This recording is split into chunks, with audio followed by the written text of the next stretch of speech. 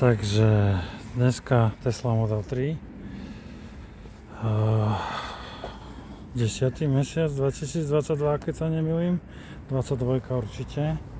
Prvý dojem, auto má 28 000 za nejaké drobné. Prvý dojem z auta, už tu chodím hodinu, bol najprv fantastický. Paráda, človek obehne len tak auto bez meračky, preľaťový lák s baterkou, hej, aby si trošku odskakovali svetielka, lebo slnko dneska nesvietilo vôbec, ani nesvietiť bude. No ale potom meračka laku. Začalo to predkom, tuto všetko predok dobre a prídeš tu dozadu 200, 220, okolo 250 už a tu už celý bok 200, 250, celý komplet bok.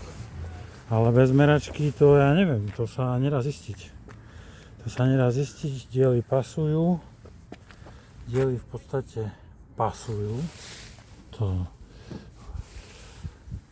Tesla, keď je americká, tak to úplne nepasujú diely a je pôvodný lak. A tu je čínska.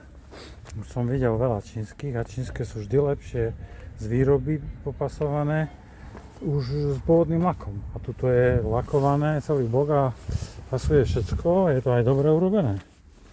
No, tak neviem, vzadu ešte tady je ošúchanec.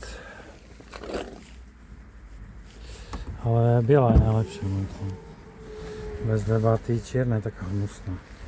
Auto veľmi pekné, však má 28 000, to není vôbec veľa. Takže disky všetky, okrem toho jedného. Toto tu je trošičku. To gumy má ešte nemenené 22, to som si všimol. Akože 36.22. Takže nemôže byť to 10.22. Sice môže byť vlastne to prvé prihlásenie. Vtedy vinko a ešte tuto je, lebo to není koža. Tuto je zažabané s nechtami. No. Tak neviem, čo z toho bude. Či vybavujeme nejakú cenu lepšiu zľavu, alebo budeme hľadať totálne s pôvodným lakom. Znuka je nádherná, no tak to má málo kilometrov.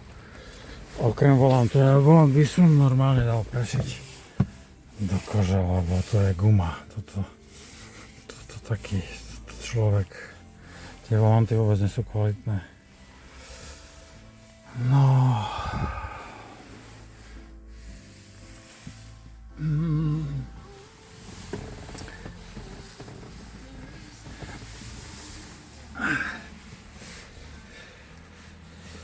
Nie poničená vôbec.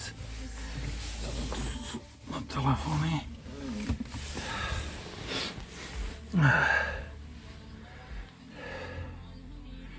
Nabitá je na 60%.